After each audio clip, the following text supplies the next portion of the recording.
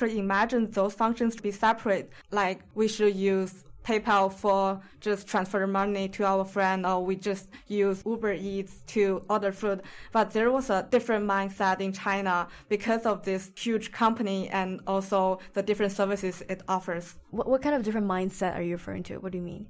Because of Tencent has a lot of businesses and also WeChat has a lot of different functions, people tend to use a single app to do a lot of things rather than using different apps. Right. This makes the introduction of Chinese mobile payment and also WeChat's mobile payment function easier to be accepted by its customers, because being mentioned that China don't have a very solid system of credit card payment, and also because of these reasons, everything becomes so easier when you just open an app and you can use it to pay and use it to chat, use it to meet new people, whatever you can imagine. So now I understand that the consumption behavior in China and the US is very different. Hey UC3P listeners, I'm Thomas. And I'm Nick. In the United States, public faith in the military remains sky high, while trust in other government institutions sinks to an all-time low. At the same time, fewer than 1% of Americans will ever serve in the armed forces, and the cultural divide between active duty troops and the civilian population continues to widen. UC3P presents a new series, Thank You for Your Service, where we take a deep dive into the complex world of civil military affairs. We'll address the politicization of the military, defense policy in the news, and the importance of staying informed in a democracy. Join us on Apple Podcasts, Spotify, or wherever you get your podcasts as we explore how our professional military institution relates to the society it serves. Let's go to Jessica's dialogue with Shiyu.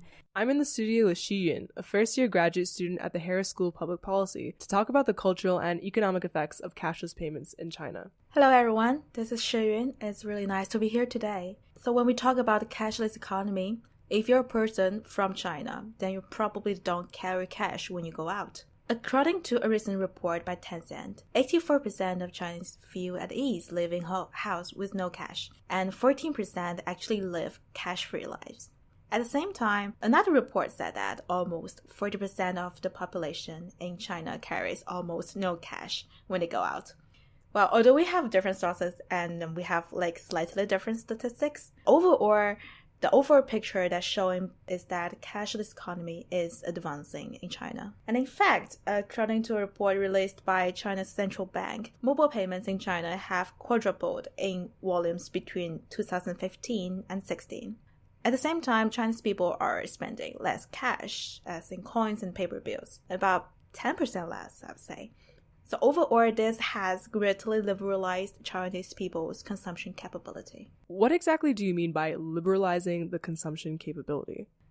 It basically means to enable Chinese consumers to spend more money more frequently and more easily. Let's say, to give an example, based on my daily life in Shenzhen, I used mobile payments to split the bill with my friends in restaurants. And also I use it to purchase cinema tickets with a click and to rent a mobike, etc. So it basically means all efficient ways of living in my daily life have to be implemented through mobile payment. So we would say that mobile payment is kind of like a key expression of cashless economy. According to the source, we found the main adoption of mobile payment is online shopping, money transfer, paying utilities and services, receive and send red envelopes, which is a Chinese tradition, and also the physical retail shopping. We also use that one. Wait, so you can even pay your utility bill with just a click on your mobile wallet? That's true. Many Chinese startups, such as bike sharing companies or food delivery apps, they're all based on mobile payments like Alipay and WeChat Pay. So it sounds like the mobile payment platforms are actually making it easier to spend money in all sorts of ways. That's true. So it actually integrates and satisfies multiple needs in just one app. It also helps to maintain your social relations more efficiently. What about effects on how much people spend on more traditional consumption goods, meaning clothes or technology, the kind of stuff you'd buy in a mall? Is it affecting the way people shop? Yes, I would say it's also changing. It's changing our perspectives of people's daily life. So people now shop more frequently online than offline for everything, basically. Have you heard of the single days in China? Singles Day? Yes, Singles Day. I heard it's sort of like a Chinese version of Black Friday. Yeah, so the Singles Day is a festival day that's aimed at single people. It's on November 11th, and so for one thing in a row that represents singles, Alibaba actually adopted and promoted as a huge online shopping holiday.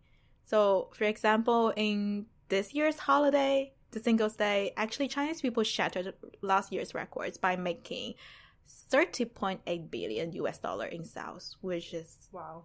amazing. Yes, it's an amazing amount. So not only are they adopting aspects of Chinese culture, like the shopping holidays, Singles Days, they're now also making it easier to spend money you don't even have. So for example, the WeChat Pay and Alipay are making it easier to obtain online microloans for things like buying a new laptop or say other whatever consumer goods that actually don't need a huge amount of money. So in 2015, WeChat launched a function called WeBank.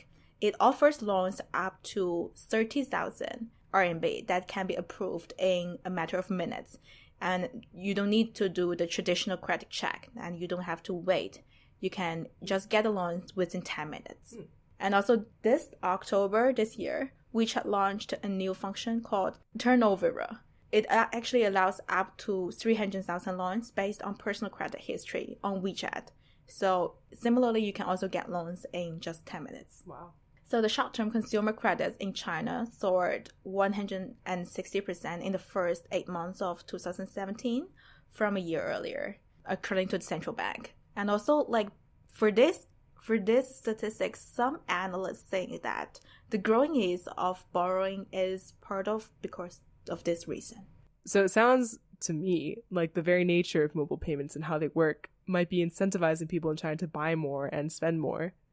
Yes, I would say yes. According to my observation, mobile payments plays a smart trick to consumer because it changes your mindset when you consume.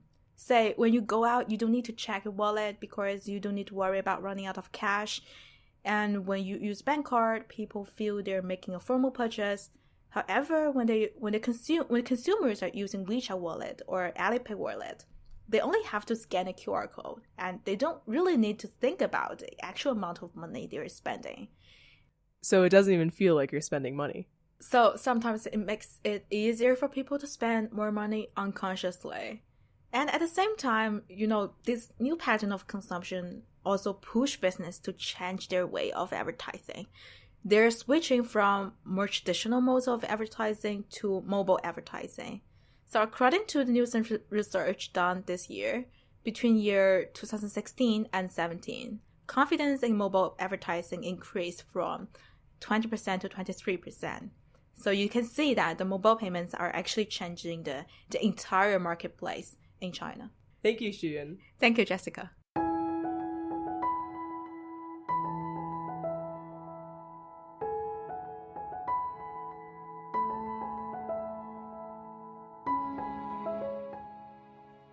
From the dialogue, I learned that online shopping and loans and like mobile advertising, these are all functions that businesses are trying to provide through online payment platforms. And Miu, you did some interviews with Chinese business owners, small Chinese business owners in China right now. And one is the coffee shop that has like a physical store presence in China, and another one's an online presence on Taobao. Right? Yep. Do you want to explain more about the interview? Yes, so I interviewed 2 business owners. The main method of their cashless payment is also different. The cafe owner has a wider range of customers from her community. She uses QR code for transactions. Whenever customers are ready to pay the check, they just need to scan her QR code. There are different QR codes for WeChat and Alipay respectively. And the other business owner runs an online store, which supports Alipay. So her income from Taobao is also the income on Alipay. She uses Alipay for a wider range of customers both in mainland China and overseas. She said that WeChat Pay is more for daily use among friends and relatives for giving or receiving red packets and transactions. Middle-aged consumers are less familiar with Alipay. They use WeChat more since WeChat has functions of both chat and cashless transactions. Interesting. Did the business owners tell you like what are the conveniences that online payment methods actually bring them?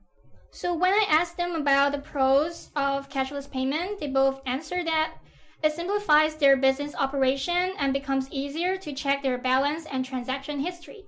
They don't have to worry about receiving counterfeit or ripped money. And since many places overseas also start to support cashless payments by Alipay, they don't have to exchange currency but just pay by Alipay and convert the currency through the platform instead. Yeah, and like one of the examples that the cosplay costume business owner was mentioning is that when she's doing business in Hong Kong, because in Hong Kong they use Hong Kong dollars instead of the renminbi, the business owner actually didn't have to go through the currency exchange rate process, and so like that's probably one of the conveniences that she experienced, right? Yeah, that's correct. So as for the cons, cashless payment relies heavily on internet or smartphone receptions. So when a reception is weak or the internet isn't working, electronic payments will go slow and laggy. And without internet, you can't do any cashless transaction. Also, they think that sometimes people rely on cashless payment too much, which results in low storage for cash to change. Especially for the cafe owner I interviewed, she runs an actual shop that also has customers who only pay by cash. There is also security concern mentioned by the Taobao online store owner. There's a function on Alipay that allows you to pay without typing in password or pins, but then it makes transaction less secure. That's very interesting. So what does that mean by like not requiring a password for Alipay? So does that mean that no password, no fingerprint, just like I want to sell this product for $10 and then that just like goes through, and does that what that means? It's like Apple Pay. Right. So for Apple Pay, as long as your phone, your device, memorize your data, has your data, and then you just need to do one click to do the payment. And so that's similar for Alipay as long as the transaction is not too large in amount. So that's what raises the security concern. Interesting. So we've talked about the government and we've talked about business owners. Now let's go to the individual level. So if I ever use online payments, which I rarely use it, but like not as much, not as much as the situation in China, I assume that I'm going to overspend a lot because it makes, transactions so seamless. And so like, it's like you're not spending money at all. It's just like, a number game. Miu, you interviewed some Chinese students on campus, and what did they say? So I interviewed a few students and one visiting scholar from China, and their experience with WeChat Pay and Alipay in general is quite positive. My name is Yiwen Wu, and I am from Shanghai, China. I tend to use WeChat Pay more. As for why they started using these cashless payments, they responded with similar reasons, and the first one is the convenience and efficiency with just a simple tap or click on their smartphones. You don't have to carry cash around, you just pay by scanning the QR code. You don't need to use verification code like credit or debit cards. And it's helpful in paying many things, including taxi rides, and cashless payment can be used for paying public transportation as well. Also, most stores now in China are cashless, and everyone is using these cashless payment methods that have been popular in China for several years. Because we never had a time where credit cards or debit cards are so popular everywhere. Alipay or WeChat Pay just started to change our life before credit card habit kicking in like most Western countries. So once there is a very convenient payment with virtual phones, and since smartphones are already so popular into Chinese societies, and because WeChat itself is a social media platform, everybody had it on their phone, and I feel like for Chinese, like red packets, or sometimes if it's birthday, we want to pay you with money rather than giving you a gift. So it's part of the Chinese culture too that social and money are kind of incorporated together compared to other countries. This is especially convenient for international students, as we are barely able to spend the Chinese New Year with our family. As for how cashless payment changed their consumption habits, most of my interviewees said the change was positive. Since the cashless payment actually enabled you to track your consuming behaviors on your phone with apps, now they do not bring cash with them anymore after getting used to cashless payments. And neither do I. Meanwhile, some answer that they tended to spend more money and kind of lose track because they're less aware of how much money they have spent using electronic payments. One thing I caught from Ewan's interview is like very fascinating. So she said that during Chinese New Year, her relatives give her red packets through the online payment system. And I just remember that in Hong Kong, cashless economy isn't that common in Hong Kong. And then one of our family activities in Chinese New Year is actually to sit down together and like put note cash into small wrap packets. And that's like one of our